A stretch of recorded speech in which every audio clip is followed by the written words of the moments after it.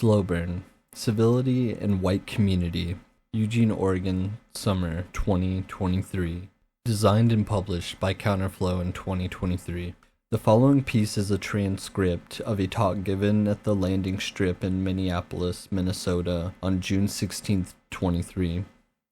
It details the brief opening of a window of revolt in Eugene, its swift cooperation, and its demise, and offers insights and lessons to help insurgents achieve longer, deeper, and more lasting ruptures together towards the party of disorder. Introduction.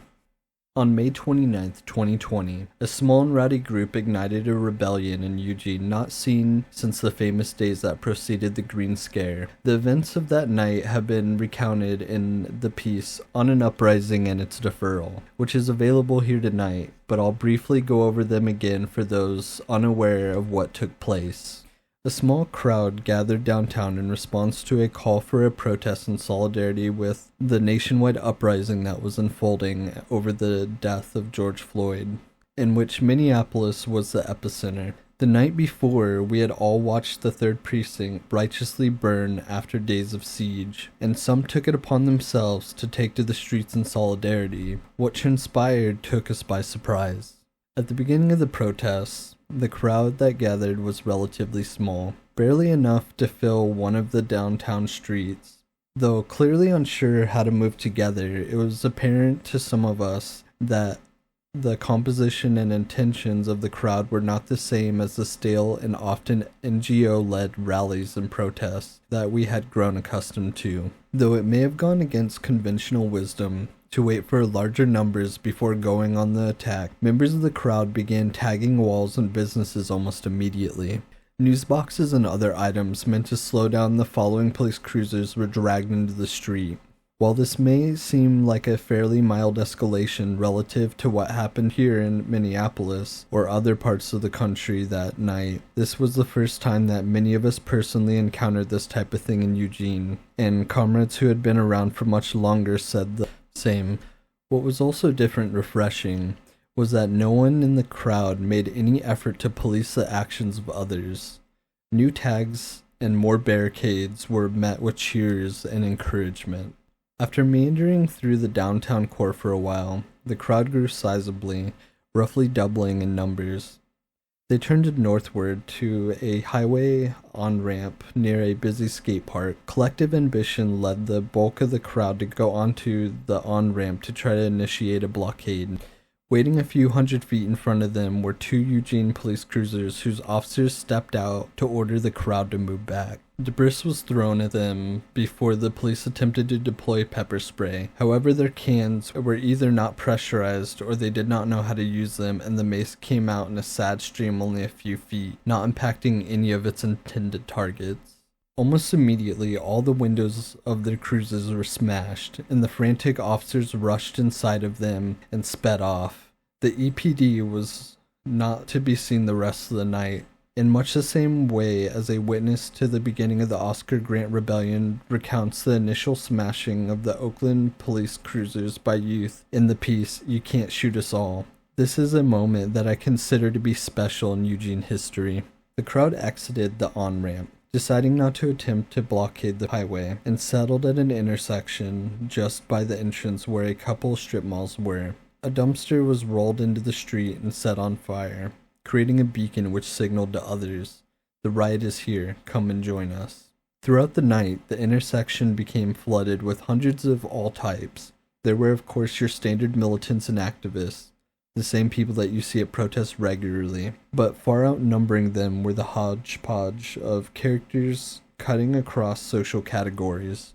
These were the people who had, by and large, not previously been connected with the web of political organizations and institutions in Eugene, and therefore were not brought together with a typical framework or baggage that we usually see. As such, possibilities were opened that we had never seen before. Many people came to participate in looting, to drag whatever they could carry or get loose into the ever-growing fire, or simply to hang out and revel in the moment. This lack of organized political leadership also made it impossible for any one formation or organized group, which there were a few, to have swayed over the crowd as a whole. And so calls for de-escalation, like to stop breaking into stores and looting, were ignored.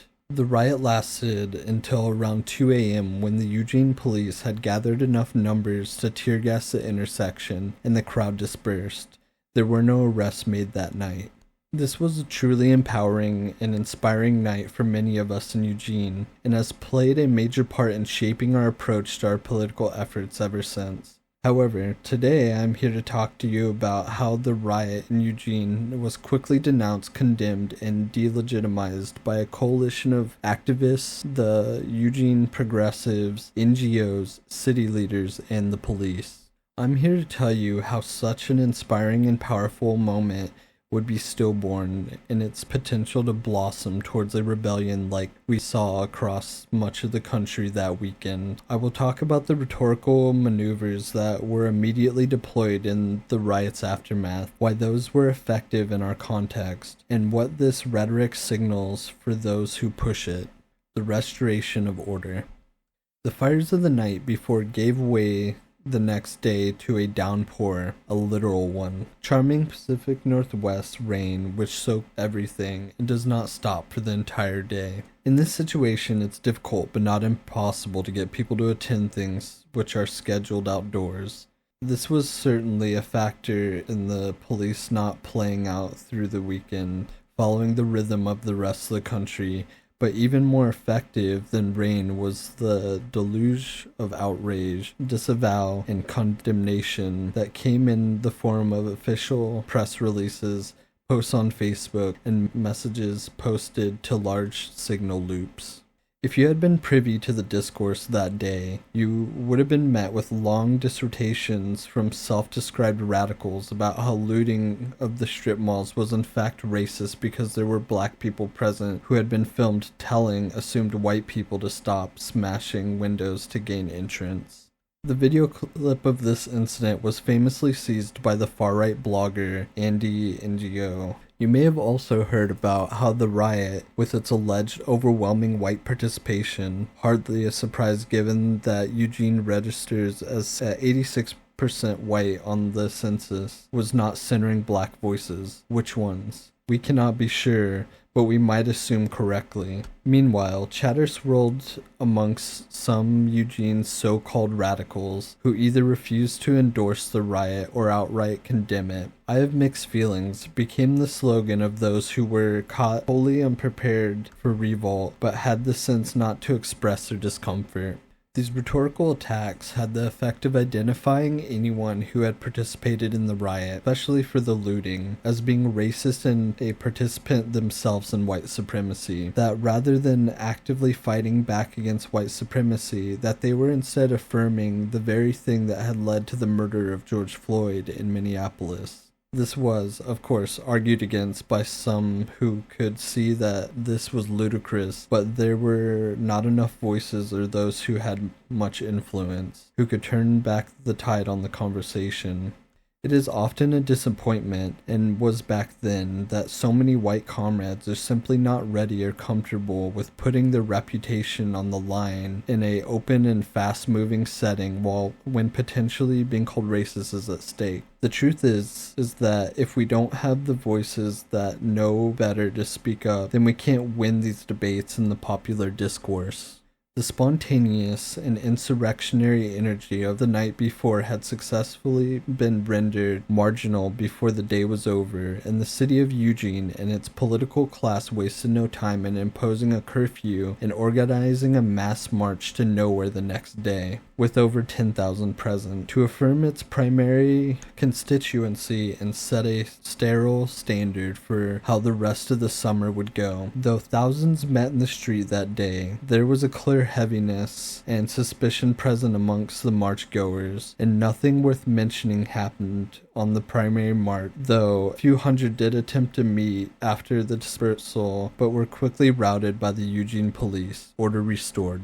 Eugene and its constituency. I've read an account of what happened here in Minneapolis to turn the rebellion into a mass activity of self-policing which spelled its demise. I felt it was important to share the story of Eugene here because of the similarities in rhetorical attack, so that we can affirm each other in our experiences and develop collective strategies to get ahead of this next time. To understand how these attacks worked and were successful in reimposing order, I want to spend a little bit of time describing Eugene and its context. After that, I will describe its political composition. What follows will by no means be an exhaustive account of forces in Eugene, just those I feel were particularly relevant to the neutralization of rebellion. Eugene is an idyllic forest located at the southern end of Oregon's photo-esque Willamette Valley. It is nested among stunning natural surroundings. Stretching for 100 miles, the valley forms a corridor in the northwest region of the state, flanked by the Pacific coast to the west and the imposing Cascade Mountain Range to the east, home to some of the tallest peaks in the continental U.S., housing 3/4 of the state's population. The valley's north meets the border with Washington, where the city of Portland is located. However, due to its dense population in comparison to the rest of Oregon and the unique physical geography of the state, the Willamette Valley finds itself both geographically and politically isolated from the predominant conservative and economically disadvantaged area. Beyond its boundaries, this divide has given rise to tensions, leading to a movement known as the Greater Idaho Movement, which seeks to establish non-binding referendums in the counties outside the valley, aiming to join the neighboring state Idaho. Nested in this movement, we have all far too familiar divide between poor and conservative rural areas and coastal elites. This dynamic plays out locally between liberal Eugene and its close conservative neighbors like Springfield, Veneta, and Junction City. Eugene is somewhere between a college town and a hippie mecca and a destination city for well-to-do progressives who would prefer to live somewhere clean, photo-esque, and orderly. The people in this class are often the leaders and best-paid employees of its constellation of civic organizations, institutions, and NGOs. Within Eugene's social fabric, the influential cohort operates with a level of implicit acceptance, their contributions to the public sphere garnering them respect and authority. However, the prevalence of their wealth and influence often remains unspoken, rarely subjugated to scrutiny, let alone challenges. Embedded within the self-image of Eugene is the notion that it was once, and to some extent still is, through tired reenactment, a revered hub of the hippie movement, once frequented by the legendary countercultural figure and author Ken Kessley. This historical association plays a significant role in shaping the city's collective identity, fostering a belief that this bygone era bestows upon Eugene an inherent openness and acceptance of alternative ways of life. However, the reality today is if it ever truly reflected this spirit, it is such sentiments now predominantly reside in the realm of nostalgia, witnessed only in the aging remnants of the hippie community and the occasional marathon drum solos during local jam band performances.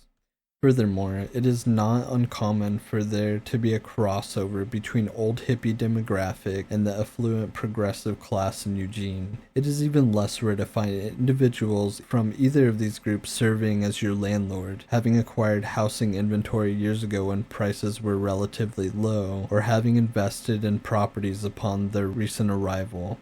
This convergence of the aging counterculture and the moneyed elite exemplifies the intricate social fabric of Eugene, where the economic and cultural influences intertwine in ways that reinforce the city's self-perception. Finally, there exists a large, well-funded, and active left-wing base made up of activists tackling a litany of issues, NGO workers, elected officials, and aspirational elects, and the other self-described community organizations. They each time come with their overlapping base of supporters who they call on to come to this or that demonstration for funding or to listen to and hopefully adopt their positions on whatever issue. They run the spectrum from merely identifying as liberals to some self-identifying as socialists or even anarchists adjacent. When in discussion with someone steeped with investment in this collage of formations, the word community is often invoked to mean themselves and the others that belong to this social environment. Their horizons are often limited to vague references to a future resembling a libertarian version of the currently existing society. Free schools, union jobs, democracy, community defense, and transformative justice to enforce their order. Movements cannot escape the context of their environment, and here it is no different. The rhetoric employed by these groups often falls short of inspiring, and at times can even have a detrimental effect, as witnessed after May 29th. The actions of the left activists as a whole tend to follow a predictable script of discoursing with power through symbolic protests while expecting passivity from their followers.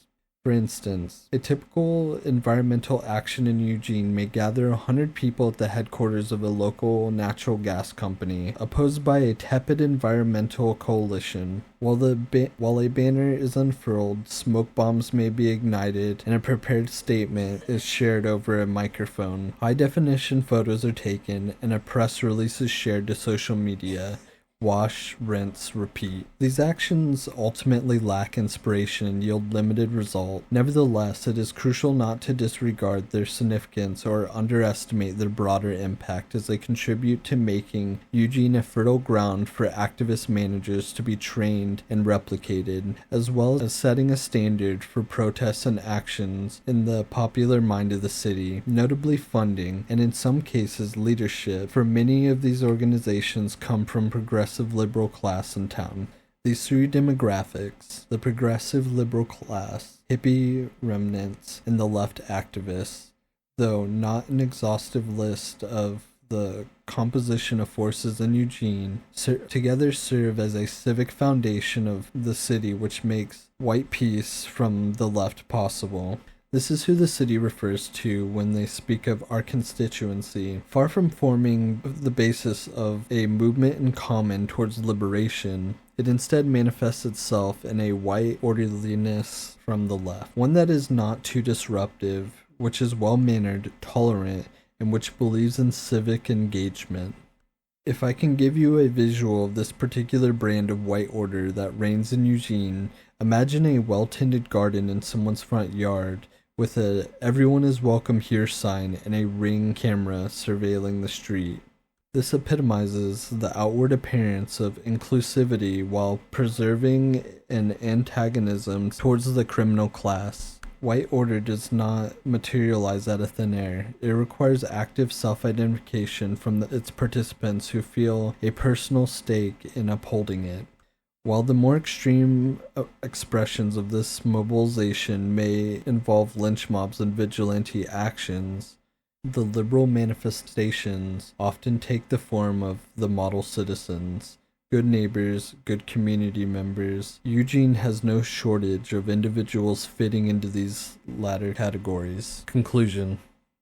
By looking at Eugene from this angle, as being held together by a class and cultural alliance fundamentally opposed to criminality and disorder, one can better understand the intense fear and swift denunciations that followed the events of May 29th. The condemnations, particularly directed at the rioting and looting, serve as reaffirmation of white order, as they defend the core property relations that underpin it. While white progressivism often portrays itself as an ally to marginal groups fighting for liberation, it will not accept its own members joining the revolutionaries. To stand in solidarity with the multiracial insurrection and cross over into the realm of criminality is, in essence, abandonment of whiteness. Furthermore, the writers posed a threat to the self-image that the people of Eugene used to absolve themselves of complicity in the perpetuation of racism and white supremacy. This self-image portrays them as exceptional individuals who have collectively achieved a social peace that supposedly excludes such issues. Eugene has nothing to do with what's happening in insert city was a constant refrain heard from a rowdy demonstration that summer. Whiteness, marked by its tendency to shy away from conflict as a reflection of its guilty conscience, could not easily reconcile with the exposure of a different reality and disposition brought forth by the rioters. This alternate conception of reality is fundamentally incompatible with Eugene's notion of white peace. Lastly, I will add that cowardice is a part of it too. Simply put, there are people, self-described progressives and radicals, who espouse anti-racism, but who will not put their money where their mouth is and are afraid of escalation. Fear is an understandable emotion to widespread upheaval in fluid situations, but I stress that this is no excuse to condemn those who take matters into their own hands. What became clear in the aftermath of the May 29th rebellion in Eugene is that these denunciations, rooted in the idea that participating in a rebellion is somehow racist, were effective and will surely remain a tactic of those in the future looking to restore order. On our part, it is important to strategize around ways to undermine this tactic ahead of time. Let me be clear, an anarchism worth its name will not be involved in efforts to impose order on the world around us. We are not in the business of denouncing rebellion, but escalating it and making the rupture deeper the next time around. Furthermore, our anarchism aims to bring forth the blossoming of as many forms of life as can be thought of, building an ecstatic presence in the world again, and rested on the commitment to a common future with that which lives around us. This is not something that can be spoken to by existing political frameworks besides our own. Talks like this are important to share our experience, name what happened, and gather insights. Our post-2020 project in Eugene has been to push our own narratives that affirm disorderliness, insurrection, and an aim for rupture. This has achieved us good results, but we are still working to connect as much as we can with people who share our perspectives. We believe that it is by connecting ahead of time and forming a viable force with its own history, experience, and orientation that we can outmaneuver more civic formations on the street the next time that unrest breaks out. Here's to hoping that next time there is a night 2. The zine was designed and published by Counterflow in 2023. For more print publications, please visit counterflow.noblogs.org.